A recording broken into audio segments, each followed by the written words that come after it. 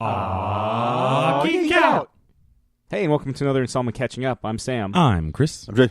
Got another interview, as is our way. This time we'll be talking to Rich Tommaso about his Image Comics series She-Wolf, which is in comic book shops everywhere and on Comixology on Wednesday, November 16th. It's kind of this real surreal lycanthrope tale, but you know what? Let's let Rich talk about it. And joining us this week, we have Rich Tommaso, the creator of She-Wolf and Dark Corridor for Image Comics. The first collection for She-Wolf is out in comic book shops everywhere and on Comixology on Wednesday, November 16th. Rich, thanks for joining us. Oh, thanks for having me. So, you know, in all the years and all the different depictions of werewolves and lycanthropes and all that sort of thing, you kind of have a really surreal take in She-Wolf. What was your kind of mission statement to kind of differentiate yourself from all the other kind of like werewolf fiction out there? Well, I always wanted to work on a werewolf comic, but I always knew I'd have to come up with something personal. So I think when I was thinking, once I was thinking back about just being awkward in high school, it seemed like that was at least the nugget of an idea there. And then I had actually written a story about demonic possession. These two sisters, where one just turned evil on her 16th birthday, and I just thought that was like an interesting story about siblings kind of separating at that certain age, where one is getting, one's a little older than the other, and but then I remember that when I was writing that version of the story, I remember saying, I've always wanted to do werewolves. So then I thought, well, I already have a good foundation here, and it'd be easy just to change that from and just a devilish character into someone who turns into a werewolf. So, is that how kind of the pentagrams and because there are, obviously quite a few satanic images, you kind of link the werewolf myth, which is, I think, the first time I've really seen it done. You link the werewolf myth to kind of Satanism and that sort of thing. Is that kind of where that inspiration came from? Yeah, after I wrote the first issue, where it's this very surreal, kind of confusing, just this experience of someone beginning to remember that they transform and not really understanding what's going on. Are these nightmares, or is this actually happening? As I was continuing to write the other issues, I thought, well, I can still, when I looked at those demonic possession scripts, I said, this can still be worked into the story, in that she kind of feels like, first she's kind of grappling with this transformation business, and then she kind of thinks like, well, werewolves are kind of a lowly creature in the monster world, and decides maybe I could be more powerful if I take over and like possess a demon's soul and become a higher echelon kind of monster that way. So I was able to just like rope that back into the story anyway. So in a way, I got to do both themes in one comic, so that was fun. There's also kind of a you mentioned the misfit social outcast kind of sense to it, and there's kind of like this punk rock spirit to the whole thing, and it kind of there's almost, I feel like grindhouse is almost like a pejorative term, but there is definitely kind of like a howling American Werewolf. American Werewolf in London had the hallucination sequences, and you've kind of got those going on here. What were some of the werewolf inspirations you were drawing from? A lot of it is American Werewolf. I've always loved that movie, and every time I see it, I always think about werewolf stories and how fun they can be. And the perfect thing is with this comic is that a lot of people are kind of doing little 80s theme comics here and there, but for me it's great because that's when I went to school.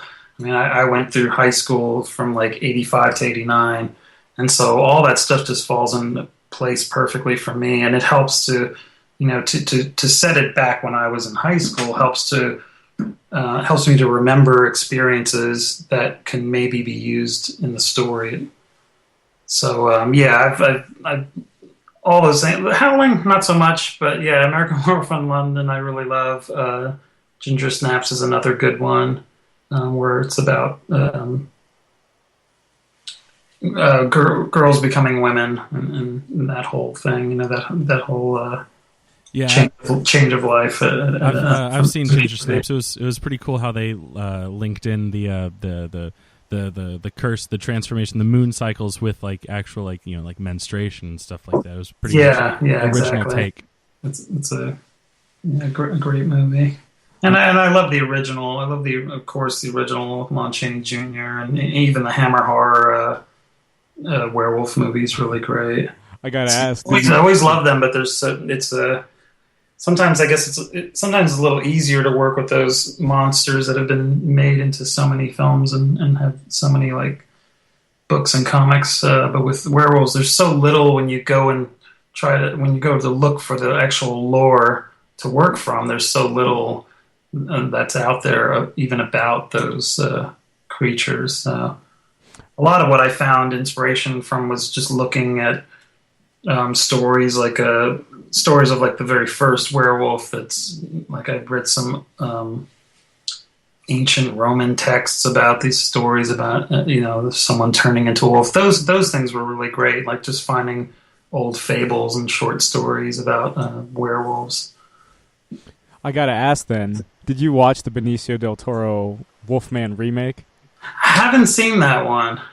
I heard the makeup's really good, but it's kind of weird because it's like a lot of like super fast movements and it's hard to see what's going on. But I've never seen it myself. So, were the to kind of take it back to She-Wolf, you've kind of got I guess without giving the game away, you do have the appearance of another kind of classic monster trope. Was it always kind of planned to have more, different types of monsters show up throughout the story? No, at first I was just the story just basically going to be about this family of werewolves, and then I came up with the character because I thought, everyone's got at least one friend that kind of understands the awkwardness that they're going through in high school or just being outcast, and I thought she needs a friend like that, and I was like, well, how many werewolves could there just be? Like, it's a little too coincidental to be like, oh, here's another person that turns into a werewolf. So yeah, I went to another monster. I thought, oh no, that'll be fun. I can have another like monster, kind of classic monster character in there, and she could have like more of a like she's more in tune with things that happen to her, so she can kind of like guide her through her experiences and explain what's happening to her. And so I thought that'd be great. And plus, it's a lot more interesting when you have a friend of the same age, kind of helping you through these things rather than your parents. No one's listening to their parents at that age when they're in high school. Well, one of the things that strikes me about the main character, Gabby, even before she befriends the other monster, is that she kind of, even before she makes that connection, she starts to use this curse or take this curse that she kind of involuntarily was dragged into and kind of has nightmares about. And it's almost like she's discovering, like Ginger Snaps, her own womanhood and her own self-empowerment through it. So was that kind of an intention to kind of track Abby's arc throughout this first arc? Oh yeah. I did want her to be mostly at the forefront of the story, just her, like the whole thing from her point of view, everything that she was experiencing. And it's, don't really say it, but it's pretty much implied that that's like her first boyfriend that, gets into the similar like trouble with having this curse, the same kind of curse that she's, and I mean, in the beginning, she doesn't know what's going on. She's thinking that, she thinks that she's actually turned by the boyfriend, but later it turns out that that's not exactly the truth. Now, I have like huge respect for writers, writers who are actually who are also artists and vice versa, because I can do neither. But I was just curious because obviously, you're writing this, you're drawing this, you're doing the covers. Do you have a certain way you tackle a book or a story or a creation? Like, is it something that is it ever been where you're drawing something and the idea comes from that, or is it always from a writing point first?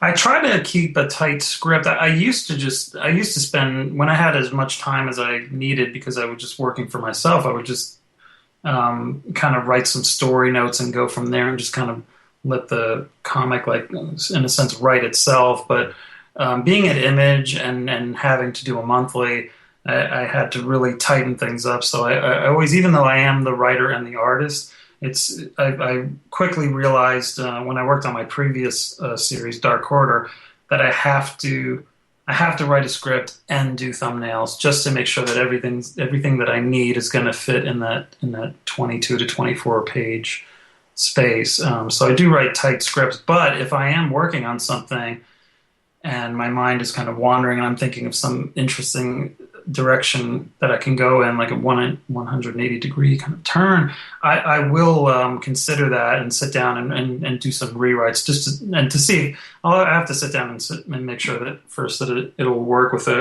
what's already been produced. But I've done that quite a bit where while I'm working on it, I get a different idea.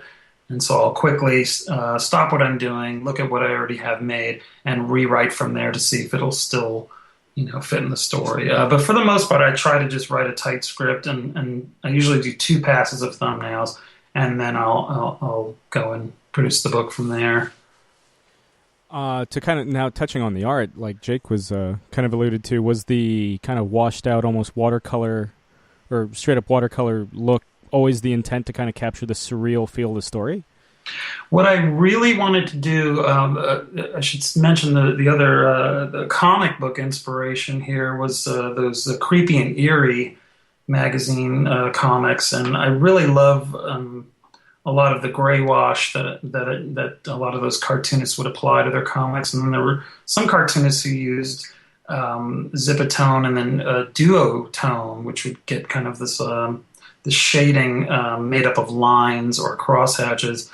And originally, I have the means to do that with some Photoshop tools that I have that are really great at kind of emulating those duotone techniques or zipatone techniques. And I originally wanted to just have these line shades and then maybe just like an extra red color. But again, it's kind of I'm kind of I'm a small indie artist over at Image, so I do know that like full color is important. So instead of doing a wash or just a simple tone with just one spot color, I decided, well, I'll do it in watercolor, but in full color instead.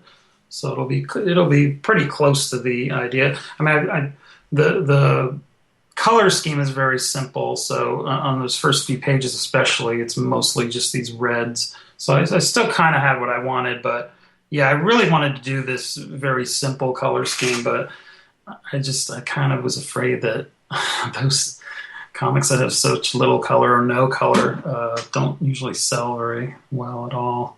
Well, I mean, I have to say, as intriguing as the story is, it's really the art that really there's nothing like it on the stands. It really kind of makes it stand unique, and there's something fitting the story, given its feral nature. There's something kind of primal about the more minimalist style, and I think that really makes it stand out. Oh, thank you. Yeah, I'm really happy. I've always wanted to do a watercolor comic, but was always really nervous. And again, especially doing a monthly, it's I'm not the most confident painter, so doing it on the computer and I use these watercolor tools that were created by this guy Kyle T. Webster, and they're just great. They're so close to the actual thing. So I was finally able to do it in a more manageable way, where I have a safety net of doing it digitally.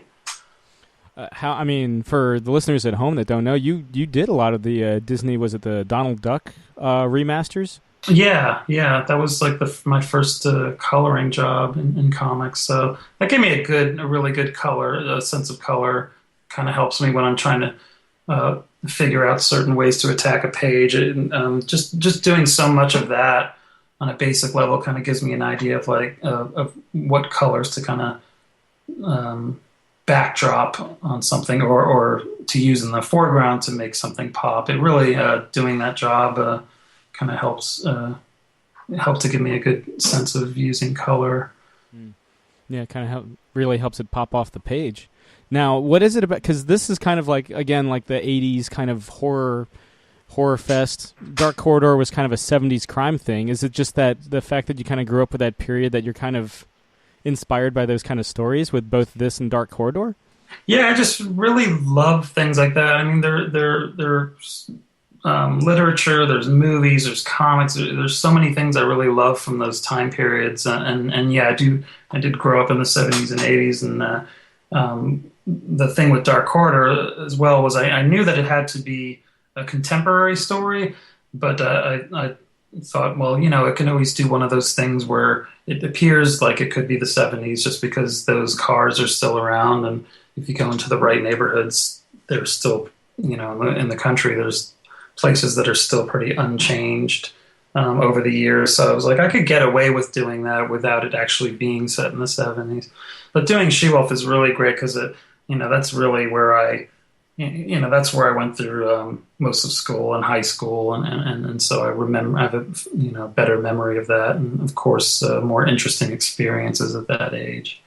Now, again, without giving the game, unless you want to give the game away, it's your book, Rich. But the first volume ends with Gabby at a pretty big crossroads. There's a big escalation of action in the second half of the story, and you kind of tease the return of She-Wolf next year. What can we expect with the story moving forward? So what I have planned for the second one is I'm going to do a big shift from one character to the next. The character who I'm going to focus on for the second one will be her younger sister Lizzie.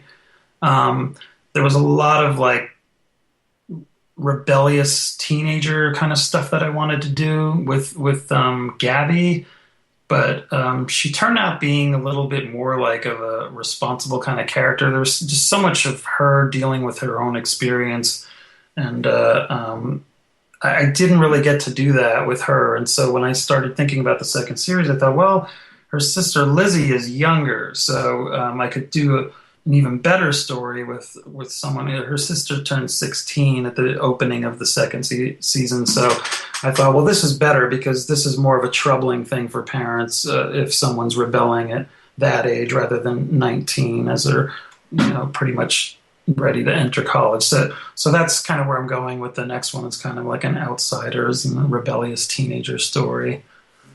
And yet still very much set within the midst of high school and that kind of social alienation and disenfranchisement. Yeah, because she'll kind of just have been starting high school, and the story deals more with a character. A lot of people that I knew who were just like these really straight A students, and somehow like from one year to the next, they just completely turned around and just started like drinking and smoking drugs. And, I thought it'd be interesting to do that kind of a story where someone just completely abandons their kind of innocent, youthful nature, and they just start rebelling and going crazy, driving their parents crazy. Oh, I mean, I without divulging personal details, I remember, similarly in high school seeing honor roll kids and like that were in first chair marching band, or I guess it wouldn't be in chairs in marching band, would they? They'd be marching, but in like symphonic band, and suddenly they got that one taste of freedom, and they just like completely, it was a complete shift. Yeah. So there's something like timeless about that. So I'm very, when can we? Do you have a tentative date for She-Wolf's return? So She-Wolf number 5 will come out in January. That will return in January. Oh. So keep an eye out for it, sports fans. Now, Rich, something we ask everybody that comes on the show: what are you currently geeking out over? What am I geeking out of? Oh, I've been. I'm really excited that the Love and Rockets has come out. I was just up at CXC in Columbus, and Fantagraphics had a table there and was set up, and I was able to grab the first issue of the new magazine version of Love and Rockets. So that I'm really excited about, and I really love Island. It's one of my favorite comics over at Image now. It's so hard to pull off a anthology that is almost filled with really interesting stuff every month. So I really love everything that's in that magazine. And there's a similarity. Chuck Forsman's Revenger is really, really a great comic that I'm enjoying right now. And Michel Fife's Copra is another one that I really love. Just the artwork and the stories are fun, and the artwork's just so amazing. I mean, now that you mentioned like Island, what was that story that was originally there? I think it was Mirror with Hui Lim on art. That kind of has a similar kind of washed out watercolor style. Yeah, I like that comic too. It's another like fun one to read. Oh, absolutely. And it's sort of ones I'm really excited over. I really love Southern Bastards as well. I know it sounds like I'm just like mentioning all this Image stuff, but I actually do read quite a bit of their stuff. But Southern Bastards is great because I'm just really excited that I'm really happy that a comic like that, where it's just basically, real people can be so popular at a publisher like that. Yeah, no flights, no tights. Yeah, exactly. Is there anything outside of the comic book world that you're really kind of vibing on right now? Movies, music, TV? Not anything new TV wise. I'm kind of a Criterion nut, so I've been buying a lot of those. I'm excited to get the what is it? The Cat People movie. They're releasing the movie from the '40s, Cat People. It's really cool. So I've been looking forward to picking that up. Yeah, TV not so much right now. Better Call Saul is on break, so that was my big show when it was on. That's a good one. Yeah, I mean, I feel like everyone, despite the Breaking Bad link, that one isn't getting a fair shake, or at least the amount of attention it should be. Oh, really? Yeah, I feel like that might be true. There's not too many people that I know that watch it, but the ones that do really like it. It's just really good. I feel like the first season especially, it seemed like they were really testing their audience by saying, okay, we're going to have some really interesting stuff going on, but it's not going to be, as there's not going to be as much nefarious kind of criminal stuff going on that was in Breaking Bad. And it was very much kind of like the kind of mundane life look, just kind of people going about their jobs, and I just really love what they're doing with that show. It's just really well written. The characters are so fully realized. Yeah, and I never thought Bob Odenkirk would excel so much within a dramatic role, having Yeah, it's amazing that he can really pull off a lead role in that. He does a great job, and then Michael McKean is amazing in that too. He's just so good. He's always good. Yeah, he's always on top of it. Though I just heard that Harry Shearer just filed a lawsuit against Universal for lost royalties for This Is Spinal Tap. Speaking of McKean. Oh no. That sounds like him. Yeah. Yeah. Over 30 years after the fact. Yeah. Whoops. Yeah. Wait a second. This was successful. I listened to podcasts with people who have worked with Harry Shearer at one point or another, and they all just seem to be like, oh god, that guy. Even people that seem to be close friends with him are like, yeah, he's a pain in the ass. He's that friend. Yeah. Yeah. I really like the you were talking about the Criterion Collection stuff. I've been picking up all the Charlie Chaplin stuff I could find, because it just has some of the coolest, all the special features, bonus city lights. Yeah, city lights. Yeah, I've been trying to grab as many of those. I think I have all of them except for Limelight and The Kid. But yeah, those are great too. I'm really happy that they're releasing those again. Yeah, no, it's just they're clearly made for the movie buff, because just they have the coolest supplement special feature stuff. Some of it, The Kid is a feature film, but it's maybe 70 minutes, and the special features, it's 2 hours worth. Yeah, Gold Rush isn't that long either. Yeah. So yeah, I love all that Criterion stuff. They got the coolest covers too. Yeah, definitely. I would love to do one of those covers. That'd be amazing. There's another movie, In a Lonely Place, that I bought recently, which is a really great old noir film. Nice. By Nicholas Ray with Humphrey Bogart. It's really good, really kind of ahead of its time, and in the way that Nicholas Ray, a lot of his personal life was just getting thrown into the script of that movie. It's just really, really interesting, weird movie of its time. I don't want to put you on the spot, but if you could snap your fingers right now and draw a cover, is there a certain movie you love where you'd be like, I'd love to draw a Criterion cover for this movie? I've thought about so many movies.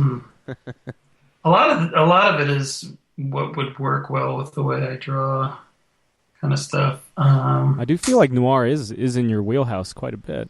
Yeah, definitely. Definitely one of those old noir movies, something like Out of the Past or something would be great to work on. Yeah, that seemed like something that would be a perfect fit. Yeah.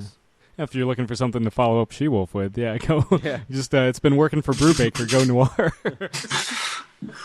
Yeah, I know. I know the designer there, Eric Skillman, too. I actually published a comic of his when I was doing my imprint. I was self-publishing under this imprint called Recoil Comics.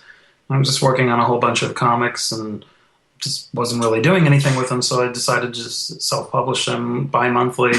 And then I started publishing some other folks, and Eric Skillman, he writes noir comics, and he does an anthology called Egg, and he was thinking about putting out a new issue, and I was like, how about if we work together? So I published it, and it's really good stuff. There's like about 3 or 4 interesting stories in there. One that's really well drawn by Sean Phillips. So that's cool, man. Now, Rich, before we sign off, is there anything else you want to plug, promote? No, just the She-Wolf stuff. I'm hoping to keep it going for a while. My plan is to bring Gabrielle back in as more of a main character. She'll be in the second season, but she's more of a peripheral character in that one. But yeah, I just hope to keep doing more of them. Would we ever see a return of Dark Corridor?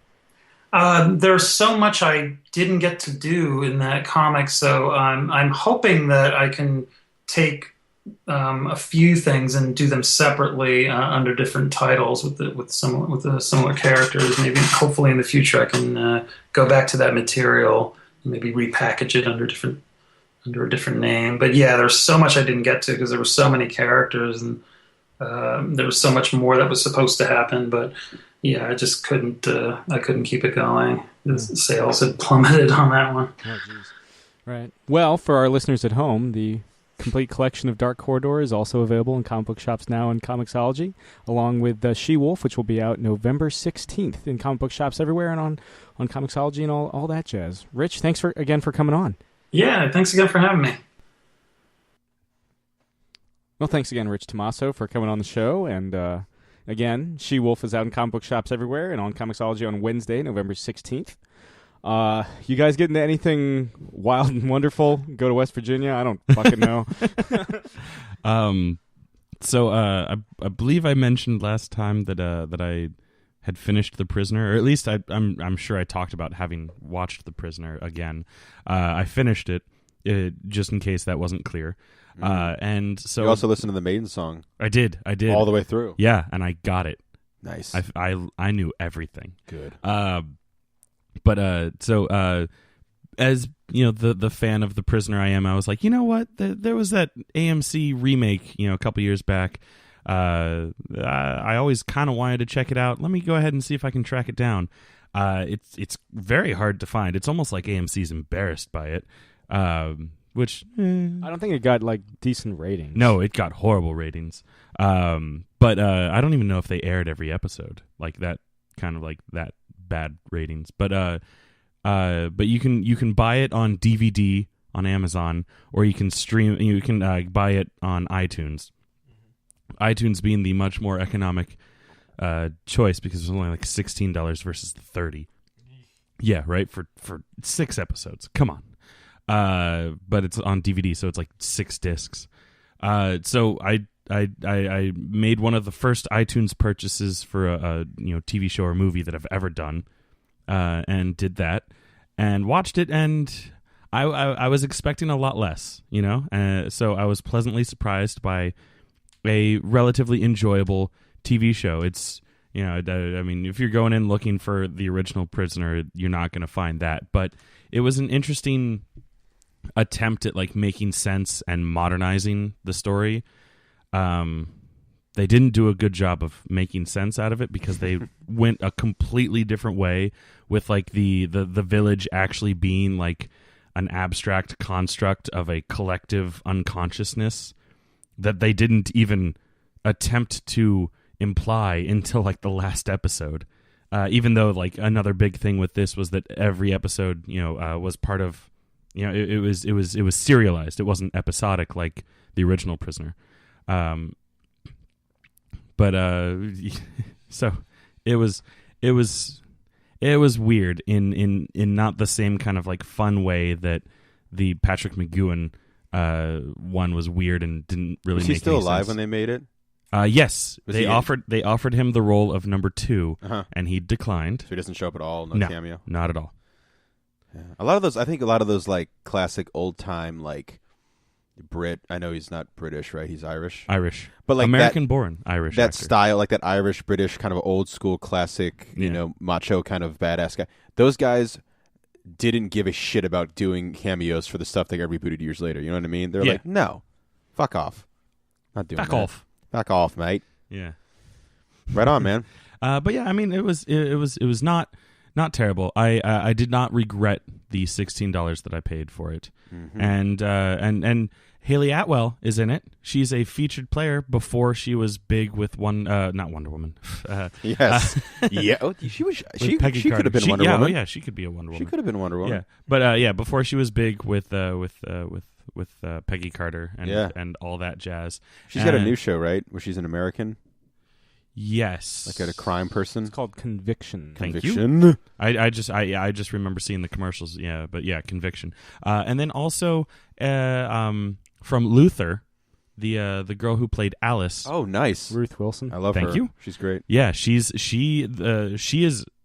like pretty much like third billing. Mm-hmm. You know, like you have Ian McKellen, you have Jim Caviezel, and then based on like importance to the plot, you have like I've already forgotten her name, Ruth Wilson, and then like Haley Atwell, kind of like with an honorable mention in the main players. Because another thing, this show does like a lot of flashbacks to New York before Jim Caviezel's number 6 gets kidnapped and whatnot.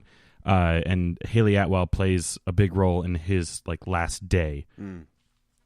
So yeah, it tried to like mix, you know, the prisoner with the storytelling styles of like Lost and Wayward Pines and that kind of stuff, where you get a little bit here and then you get a flashback to try to like explain what's going on. You know, stuff. I guess as long as you don't feel that you wasted money, that's success. Exactly. Like it wasn't. Does it come with like bonus stuff? I know iTunes usually pops on. Well, like, they like all that kind of jazz.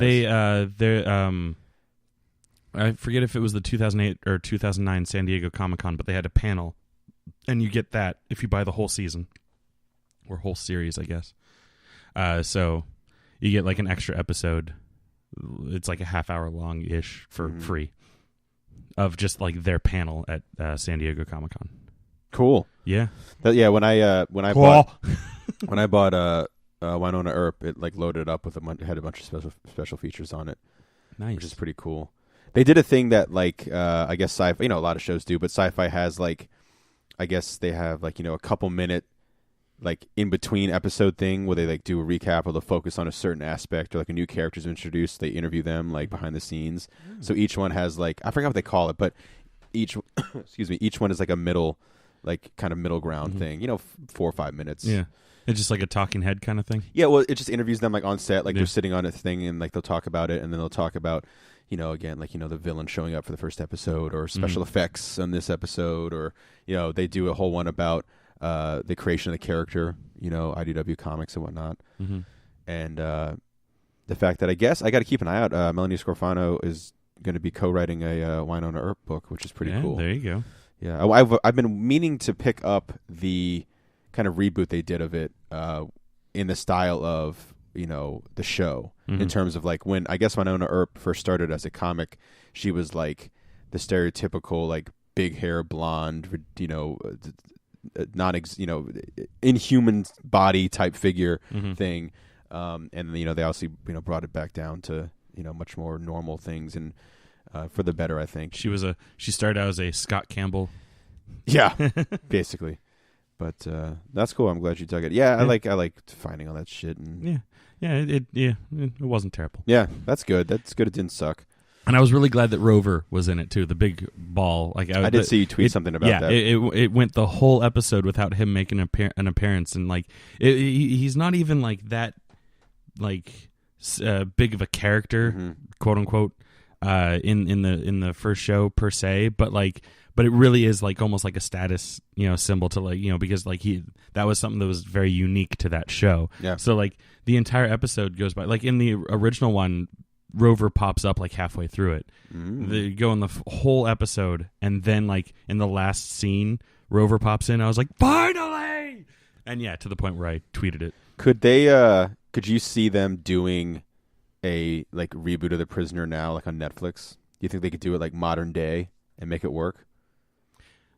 The one thing, the big thing about like the charm of The Prisoner, I think, like for the original one, is like just how weird and existential it was. Yeah. I don't know if there's really a place for it in the today's market. Like it feels like everything nowadays has to be so grounded in realism and stuff like that. That I don't know if audiences en masse want it.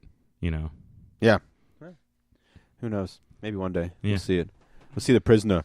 We'll see it back. I personally, I wouldn't mind seeing a Netflix original series of it. You know, recently Netflix been doing a good job. Fascinating. I've been studying fucking rock and roll for 30 years of my life, and I think I came to the. And you're gonna find her. I'm gonna find her, and I think I came to the conclusion. I watched the great answer, the great question. I came with the answer, but the I had purchased on eBay. What we buying on eBay today. That's our theme song. Yeah, I bought the Kids Are Alright documentary, not the film, although I've seen the movie, the movie with the girl from Alice in Wonderland and Julianne Moore and Mark Ruffalo, which is fine. But the actually that was on my top 10 the year it came out. But the documentary, The Kids Are Alright, about The Who, and it came with the vinyl of the soundtrack to the film, 1979. The Kids Are Alright. That's the famous cover. If you've ever seen it with The Who, even if you're not a fan of The Who, you've probably seen it. They're draped in the Union Jack, and they're all kind of like asleep on each other. And there's like two kids staring at them like, fuck. And they basically made this documentary kind of following The Who up to that point. They'd been a band for basically 15 years. And at the time when it came out in 1979, Keith Moon had died. And when they were putting it together in the rough cut, in very classic Who fashion, they're like, this ain't gonna be a fucking tribute to Keith Moon. We're not changing this. And so instead, it's this brilliantly, it's unlike any music documentary I've ever seen. It's not like Pete Townsend now, like, I remember The Who, and like, you know, interviewing like Paul McCartney. Oh, they're a really righteous band back in the day, you know. Like, it's 1979, and it starts off with them playing the infamous Smothers Brothers show where Keith Moon blows the bass of his bass drum up and blows off almost the back of Pete Townsend's head, and his hair catches on fire and blows his hearing out. And then the cymbal shatters and cuts up Keith Moon's arm. You hear him screaming in the background. He's falling all over the place on live television. It like blew out like televisions across the world. Like they went like live television went down for a couple of minutes because of Keith Moon's drum kit. And then one of the brothers of said Smothers Brothers walks over and is like shocked because he did not know that was going to happen. He asked them to smash their instruments, which they did, but he did not. Nobody knew that was going to happen except Keith and maybe the drum fucking technician. But anyway, Pete Townsend is clearly fucking out of his mind. Like he's patting his hair because some of his hair is gone in the back of his head, and he's smiling and doing that thing where he's trying to pop his ears by opening his mouth. He's like op, and he's like looking around, and out comes one of the Smothers Brothers with his nylon string guitar. Pete Townsend, have you ever seen the video of this? He viciously grabs the guitar from him and starts pulling it off, and he's like, he just gives it to him, and he smashes it. And as he's smashing it, each time it hits the ground, it goes, "The kids are all," and then it's gone, and then one of the other Smothers Brother steps on it and says, "All right." And like you were watching this, and I had seen that video before. It's like, it's a famous video of The Who or just rock and roll in history. And I guess some people could even say that's like the birth of punk in a way. I don't know, but maybe not. The punk people are probably like, "Fuck you, it was this." Fine, and it's and you're just like, this is fucking incredible. This is like, there's nothing else like this back in the day. Like, this is so insane.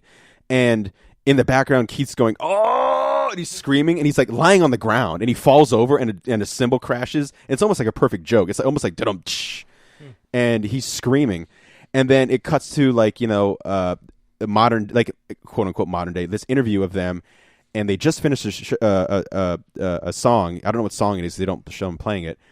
And the entire documentary is framed around this interview in segments. And so the interviewer will be like, so you've been in a band for 10 years. Boom, cuts to them playing Can't Explain in like 1964. And they're like, oh shit, this is going to be like a non-talking head interview. I mean, it interviews them throughout different points. But this interview is the framework for this documentary. The coolest thing is like they mentioned something, and Townsend walks over after finishing one of the sets, and he goes to grab a drink, and he knocks over the amp. He goes, oh, and it shatters. Like, it just breaks everywhere on the ground. And the guy interviewing him goes, is that your amp or our amp? He's like, oh, He's like, who has to pay for that? And he goes, ha, ha, ha. And the interview is like, they are the most childish, pain in the ass. Keith is like biting Pete, and at one point Keith just starts ripping off Pete Townsend's shirt, and he goes, "Oh, Keith, no, oh darn!" And then he just rips. They're just having this like crazy like ball, but it cuts to them playing like Bob O'Reilly, and this is the famous. It ends with them playing "Won't Get Fooled Again" with the slide and all that kind of stuff.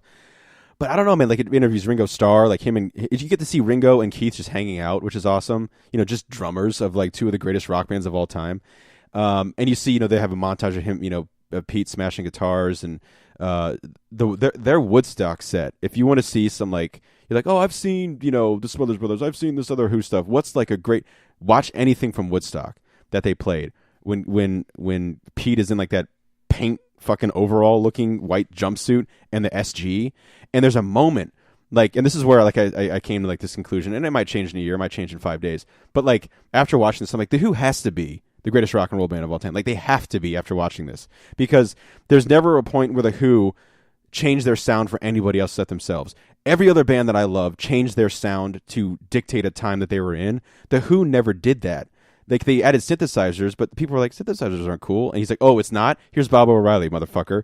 And so there's a moment where it zooms in on Pete, and he is windmill. Like, this is one of the reasons I've never windmilled on a guitar properly. Is it the whammy bar thing? Well, no, not the whammy bar. But he's going so viciously, and sometimes he would do it and he wouldn't be hitting anything just to get the crowd going. But then there's one point during the Woodstock show where he is hitting every single time his hand comes around. He's hitting the guitar, and it's so fucking loud. And you have fucking Keith Moon, who is not the drummer of the Who. The drummer of the Who is Pete Townsend, and like I said, the lead guitar player of the Who is John Entwistle. So you have Keith Moon, who is as Pete puts it, the symphony is just fucking going on the crash, and he wouldn't have a hi-hat for a good chunk of his time in the Who. He didn't have a hi-hat. He just played the crash and the ride because he's like, fuck it, what do you use a hi-hat for? So he's just going to town, and it zooms in on Pete Townsend's hand, and his hand is sliced to pieces from the strings. Like, if you do the windmill properly, it will fucking hurt. And so he's got blood on all over his like fucking white. Maybe that's why he wore the white jumpsuit, because his blood is splattered all over there because he is bleeding on his guitar. And then at one point, I guess he wiped his face, and there was like a smear of blood on his face, and he's just fucking soloing and they're just going to town. And this is like 1969 or whatever. And I was watching, and I was like, they have to be the greatest rock band of all time, because just like Jason Lee always said. Yeah, I mean it's unbelievable. Like, again, I know I talk about new things all the time, I guess, whatever, but like. I like the Who in like college and stuff. I thought it was fun. I don't know what it is now, but like this Kids Are Alright documentary is astounding, because every time that that has the famous "Who Are You" video where they play live, and it's sad because it's one of the last times you ever see Keith alive. You see the last performance Keith Moon ever does with the Who, which is "Won't Get Fooled Again." You see the final note they play together. They don't know it, but that's it. And there's a great moment where, because Pete always does this thing, I don't know if it's a show or what, that he's like, the Who we weren't really friends, but we didn't like each other. But like, Keith clearly loves Pete Townsend. I think Pete loved him too. I think they really did love each other. I think it was an act for some of it. But Keith jumps over the fucking drum set at the end, and him and Pete embrace after they basically just played one of the fucking just most rock and roll things of all time. But it's cool. Like, it shows like they were this just like force that didn't care about anything else outside of that band. He also does at one point trash the Beatles a little bit, which kind of hurt me. But what does he say? Well, he talks about, like, someone asked him about did you what do you think of like backing tracks or something like that, like something new, revolutionary thing, and he goes well, and then someone mentions the Beatles, and Pete fucking loves the Beatles. Okay, like in the book he talks about them a lot, but again, I think it's like John Lennon with the Beatles and Pete with the Who. It's like, but it's always the Who. And so, and I get that. I mean, you gotta, have each other's backs. But someone's like, what do you think of this? And he's like, oh, John and I think it was him and Entwistle, we were listening to a Beatles track, and on each side was one side was the lead and the other side was the rhythm of the headphones. One side was the lead vocals, one side was the backing vocals. He's like, when you listen to the backing tracks of the Beatles though, without the vocals, they really are pretty lousy. And I was like, oh shit! And then it cuts to him going, and I was like, I know, but this band's like so fucking rock and roll. Like, and I'm not saying, you know, I don't know who the greatest band of all time. I mean, it's the Beatles, what I'm talking about.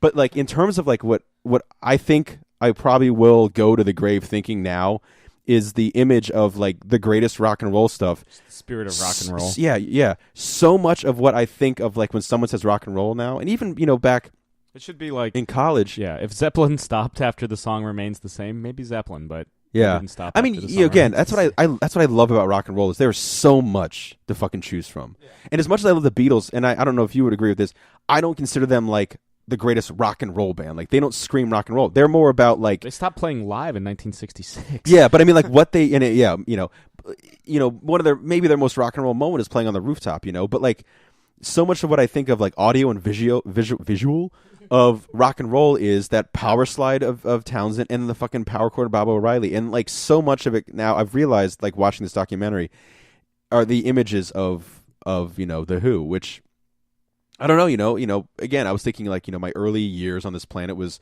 surrounded and molded by Bruce Springsteen. You know, my teens were inspired by you know the Beatles. My 20s were inspired by Queen, and maybe my 30s will be inspired by the Who. You know, it's just this ever evolving formula of like rock and roll. And watching The Kids Are All Right really, I finished it. You know, kind of just carved out just enough time because I'm an old man. I try to go to bed early now to watch this documentary, and it was like so fucking joyful to watch it, and I loved every second of it. So maybe, you know, if you want to borrow and you can watch it. I think you know both of you guys would really get a kick out of it, just seeing they play from the Rock and Roll Circus. They play you know, A Quick One While He's Away. Yeah. And it is, I'd never seen that before, and it is so fucking good. The Stones delayed the full release of Rock and Roll Circus until like the 90s. Yeah. And I mean there's a moment where because they felt they were upstaged by the Who.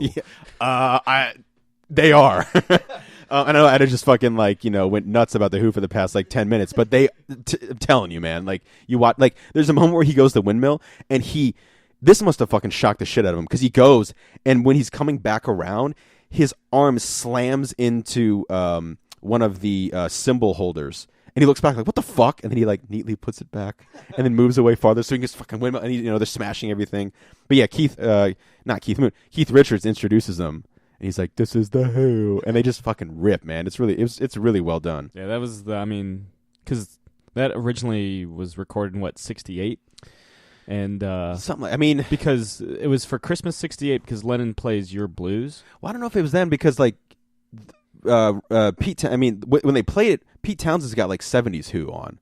Like he's got the beard, the short hair, right? You know, they look like they're like 70s Who. Yeah, but again, it's 68 because John Lennon is still a Beatle and he had just put out Your Blues. I guess. And it's like it's 60s Jagger. Like he isn't wearing like the makeup or anything yet. That's weird. Which means that they like maybe teleported from the future. They must have, because the only reason I'm saying that is because in the book, in an interview with Pete Townsend, the only thing that makes sense. In an interview with Pete Townsend, he said it's 1974.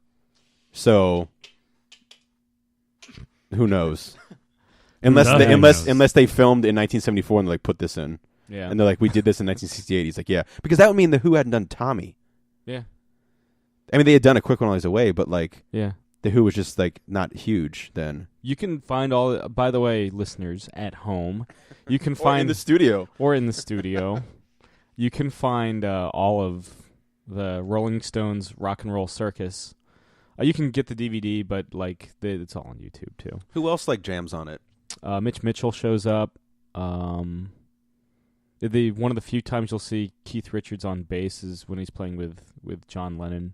I forget who plays drums during that set. Or no, it would be Mitch Mitchell, wouldn't it?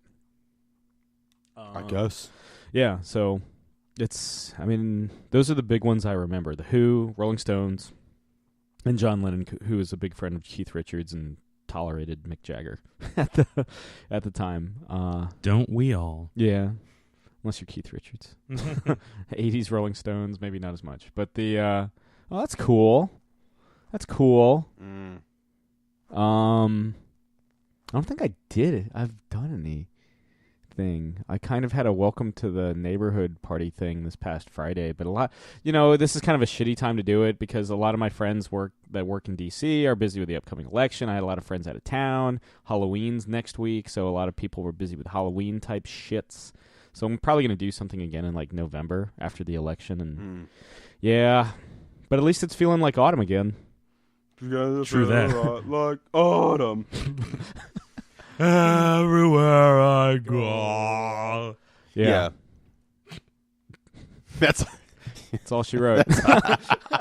yeah. Just cut aside 10 minutes so I can talk about the goddamn Who. Yeah. The horrible Who.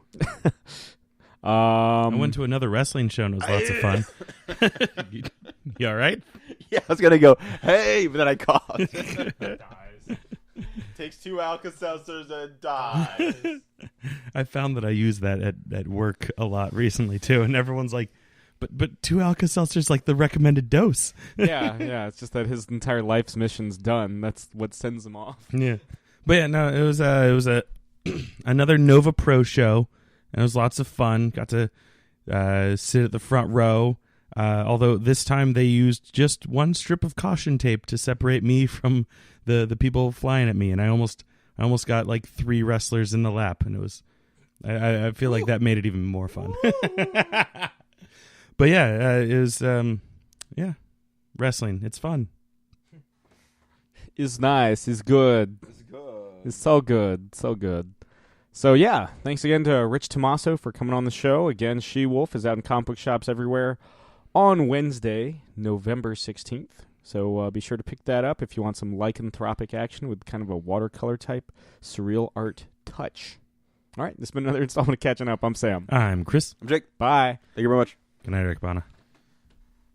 This has been another Geek Out production. If you enjoyed what you heard, hey, we've got a new commentary every Monday. We've got a special episode every Friday. Of course, there's the usual Catching Up show every Wednesday. And you get book club episodes just about every Tuesday these days. Thanks for listening.